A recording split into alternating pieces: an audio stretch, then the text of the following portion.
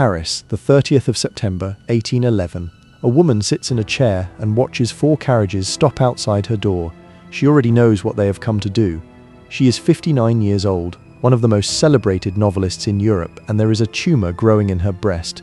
For months, the finest surgeons in France have argued over her body. Now they have stopped arguing. 7 of them file into the room, dressed in black. One of them is Baron Larry, Napoleon's personal surgeon, the most famous cutter of the age. There is no anesthetic. There is no such thing. There is only a single glass of wine which they give her to drink. Then they lay her back, spread a thin handkerchief over her face, and she realizes through the cloth that she can still see. She can still see the glint of the polished steel. What happens next, she will describe a year later in a letter so harrowing that people still flinch reading it. When the blade went in, through the skin, through the flesh, down to the bone, she began to scream. And she did not stop. She screamed through the entire cutting, a sound so terrible that, she wrote, she was amazed it did not still ring in the air for months afterward. She felt the knife scrape against the bone. She felt the surgeon's hand tire against her own flesh and switch from one side to the other. She was awake. She was awake for all of it. The operation took the better part of 4 hours. She lived another 29 years, and here is the part that should stop you cold. For almost the entire history of the human species, this was not the worst case. This was simply what surgery was. Every operation, on every patient, in every country for thousands of years was performed on someone wide awake, feeling everything. There was no escape from it, not for kings, not for children, not for anyone. And then one morning in a single room in Boston, it stopped, forever. In a matter of minutes, on one ordinary autumn day in 1846, the oldest agony in human history simply ended.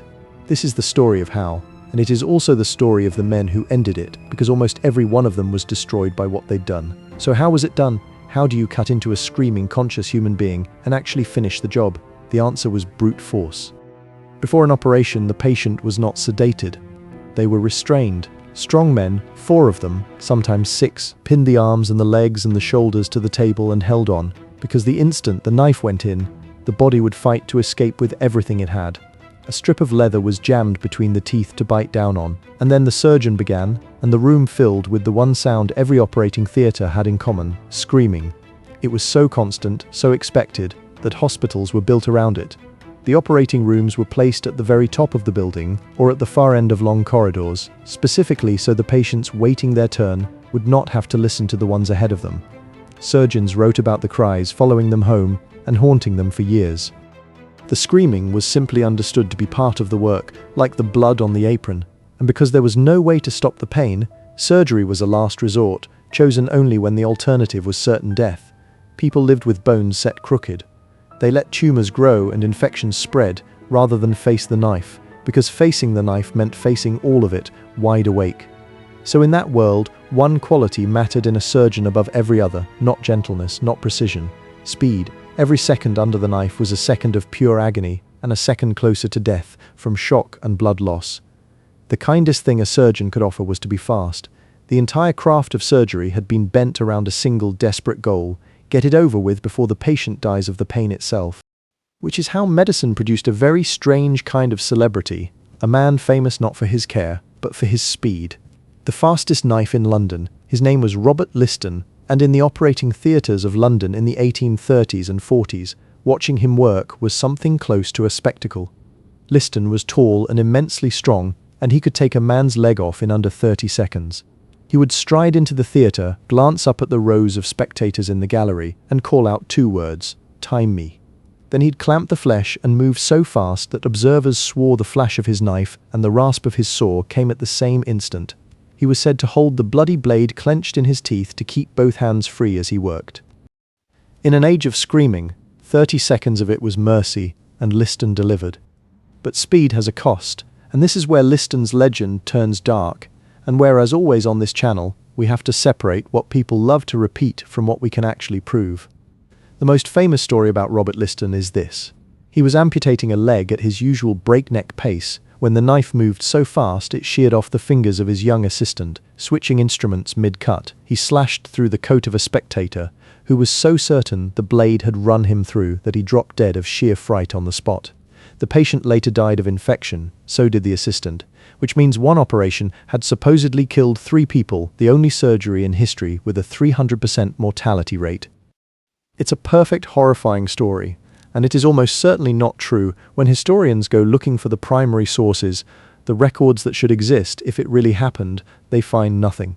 No contemporary account. The tale appears to have been polished into its final gruesome shape more than a century after Liston died. So we treat it as legend, not fact. But here is what is not legend. The speed was real, the danger was real. Liston really did once, in his haste, cut away more of a patient than he'd meant to. The pressure to be fast was so total that even the finest surgeon in the country was operating at the ragged edge of catastrophe every single time, because the true enemy was never the disease. The enemy was the pain and the clock. Speed was the only weapon medicine had. And it was a terrible one. For thousands of years, that was as good as it ever got. Humanity had been at war with pain since the very beginning, and losing, but not for lack of trying. Here's what makes this next part almost unbearable. The answer already existed. It had existed for decades. It was sitting in plain sight, and humanity was wasting it on entertainment. We'll get there, but first you have to see how hard people fought this, and how badly they lost. Because for thousands of years, the war against surgical pain was a graveyard of failed ideas. They started with the obvious: alcohol. Get the patient as drunk as a body can survive. It blurred the terror, but a drunk man still feels the knife and still screams. They reached for the poppy, opium, and older brews of mandrake and henbane, soaked into sponges and held under the nose. Sometimes these did nothing at all. Sometimes they gave too much, and the patient went to sleep and never woke up. There was no way to measure a dose, so the same sponge that dulled the pain might just as easily kill you. They got colder, packing a limb in ice until it went numb, then cutting fast before it thawed. They got stranger. In the 1800s, surgeons tried hypnotism, mesmerism, putting patients into a trance and insisting they felt nothing. Perhaps a little of it even worked. But you cannot build modern surgery on a hypnotist's stare, and the profession laughed it out of the room. And when nothing else worked, they got desperate enough to try the most dangerous thing of all, choking the patient unconscious. Press hard on the arteries in the neck, cut the blood to the brain, and a person passes out, long enough maybe to start cutting. It was about as likely to cause brain damage or death as it was to buy a few silent seconds. That is how far people were willing to go. They would risk killing you outright just to spare you the horror of being awake. Every one of these shared the same fatal flaw. None of them was reliable. None could take a person all the way under, hold them there safely, and bring them back alive every time. For the entire history of the species, that problem stayed unsolved. Pain was treated as a fact of the body, like gravity, and everyone assumed it always would be. And the whole time, the answer was at parties. If this is the kind of history that should be taught, and somehow never is, take 1 second to subscribe, because the thing that finally ended humanity's oldest agony had been treated for 40 years as a joke. In the early 1800s, chemists discovered that certain gases did peculiar things to the human mind. One was nitrous oxide, another was ether. Breathe them in, and you turned giddy, euphoric, clumsy, numb. A famous English chemist had noted, as early as 1800, that nitrous oxide might one day be used to take away the pain of surgery. Nobody listened. Instead, the gases became entertainment. Traveling showmen toured with laughing gas nights, where volunteers from the crowd would inhale nitrous oxide and reel around the stage, giggling and collapsing to the delight of the audience. Ether was used the same way at rowdy student gatherings they called ether frolics. For 40 years, the cure for the worst pain in human history was a party trick. And then, in December 1844, a dentist named Horace Wells sat in the audience of one of those laughing gas shows in Hartford, Connecticut. He watched a young man, high on the gas, crash into a wooden bench hard enough to gash his leg wide open. When the man sat back down, still euphoric, Wells saw something that would change the world. The man had felt nothing. He didn't even know he was bleeding. Wells understood, in an instant, exactly what he was looking at. If the gas could erase the pain of a torn open leg, it could erase the pain of pulling a tooth. The very next day he had one of his own teeth extracted while breathing nitrous oxide, and felt no pain at all. He was so sure he'd found something enormous that he arranged to prove it before the most important doctors in the country, in Boston. It went catastrophically wrong. In front of a packed hall of medical students and surgeons, Wells gave a patient the gas and began to pull a tooth, but he pulled the gas bag away too soon, or gave too little, and the patient cried out in pain. The room erupted. Students jeered and hissed. Humbug, they shouted. Fraud, fake, quack. Wells fled the hall, humiliated in front of the very men he had come to save. He had been right. He had been early, and it had wrecked his reputation in a single afternoon. Remember that word, humbug. because it is about to return in the same city, in a very different room, with the opposite ending. And remember Horace Wells, because his story does not stop at mere humiliation. It ends far, far worse than that. One of the men who had watched Horace Wells fail was another dentist, younger, sharper, hungrier. His name was William Morton, and for a time he had even been Wells's business partner. Where Wells had used nitrous oxide, Morton became obsessed with the other gas, ether. He experimented with it in private, on animals, on himself, learning exactly how much it took to put a person all the way under, and he worked out the thing Wells never quite nailed down, how to do it reliably. On the morning of October the 16th, 1846, Morton walked into the surgical amphitheater at Massachusetts General Hospital. The room was a steep bowl of wooden benches rising around a single operating table, packed with skeptical surgeons and students. Presiding was John Collins Warren, the most eminent surgeon in Boston, the first dean of Harvard's medical school, a man at the summit of a towering career. The patient was a young printer named Gilbert Abbott, with a tumor in his neck. Everyone in that room had come expecting another humbug. Morton held a glass apparatus to Abbott's face and had him breathe the ether. Slowly, the young man's struggling stopped. His body went slack. He was deeply, impossibly asleep. And then Warren took up his knife and cut into Abbott's neck. Nothing happened. No scream, no thrashing, no sound at all. For the first time in the history of surgery, a blade opened a living patient's flesh, and the room stayed silent. The surgeons leaned forward, disbelieving. Warren cut deeper, worked into the tumor, and still the young man lay there peacefully, feeling nothing. When it was over, Abbott stirred awake and said he'd felt no pain, only perhaps a faint scratching at his neck. For a long moment, no one in that room spoke. Then Warren turned to the stunned gallery and said 6 words that would echo through the rest of medical history. "Gentlemen, this is no humbug. It is hard from here to grasp the sheer size of what had just happened." In the space of a few minutes, one of the fundamental conditions of being alive had been overturned. Pain, the pain of the knife that every human being before them had simply had to endure, was now optional. You could switch it off. A poet and physician named Oliver Wendell Holmes soon gave the new state a name, from the Greek for without sensation. He called it anesthesia. The news crossed the Atlantic in weeks in London. That same fastest knife surgeon, Robert Liston, tried ether on a leg amputation just before Christmas. His patient woke and asked when the operation was going to begin, and it was already finished. Liston, astonished, told the room this Yankee trick beat hypnotism hollow. The age of screaming was ending in a single season, everywhere at once. It should have been the happiest story in the history of medicine. It became one of the ugliest. The trouble started with greed, and it started immediately. Morton did not want to simply hand this gift to the world. He wanted to own it. So he tried to hide the fact that his miracle gas was just ether, an ordinary, well-known chemical anyone could buy.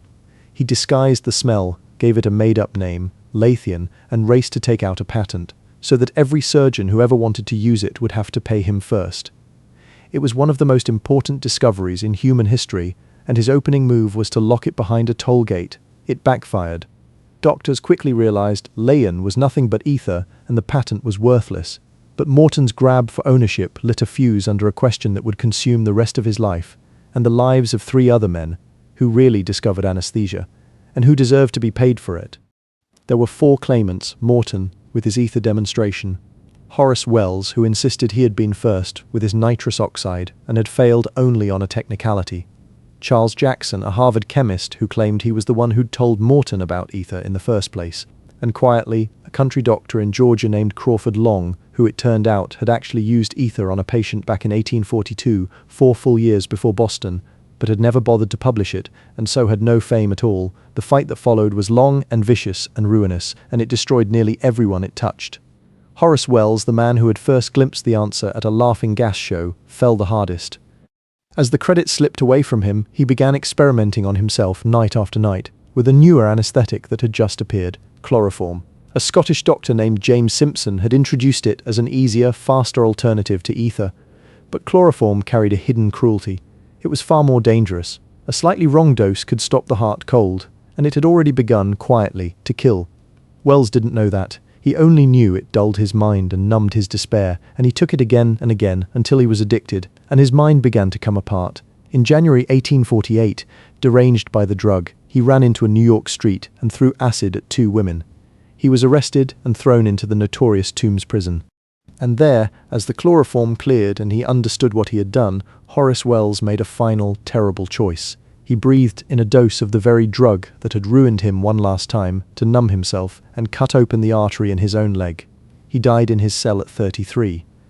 The man who set out to end pain was killed by the drug meant to end it. He had once said that relief from suffering should be as free as the air we breathe and had refused on principle ever to patent it. The others fared little better. Morton spent the next 20 years fighting for recognition and money, petitioning Congress again and again, watching his practice and his fortune wither in the process. He died in 1868, bitter and nearly broke at 49. Charles Jackson clung to his grievance for decades, and in 1873, the story goes, he visited Morton's grave, read the inscription that named Morton the sole discoverer of anesthesia, and suffered a breakdown he never recovered from. He spent his last 7 years in an insane asylum and died there. Crawford Long, the one who may genuinely have been first, simply went back to his quiet practice in Georgia and let the fame go. And the Great Prize Congress kept dangling $100,000 for the true discoverer of anesthesia was never awarded to anyone at all. When Boston finally raised a monument to the discovery, it named no name on it. One observer joked bitterly that it honored not Morton and not Jackson, but either. So go back, one last time, to that room in Paris in 1811. To Fanny Burney, awake on the bed, screaming through 4 hours because there was nothing on earth that could take the pain away. She was not unlucky. She was normal. Every human being who ever went under a knife before that October morning in 1846 endured some version of what she endured and simply had no other choice. And then a handful of restless, flawed, ambitious men changed that in a single year and handed everyone who had ever come after them one of the greatest mercies in all of human history, the right not to feel it. Within a few short years, painless surgery was everywhere. When Queen Victoria herself took chloroform to give birth in 1853, the last objections collapsed for good. It cost almost nothing to give, and it cost the givers everything. One died a suicide in a prison cell. One died penniless and bitter. One died insane. One died forgotten.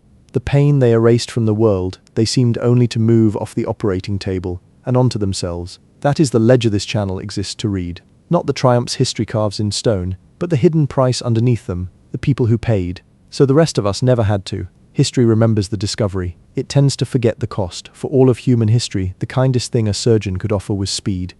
And then, on one ordinary morning, in one quiet room, speed stopped mattering at all, and the screaming finally stopped.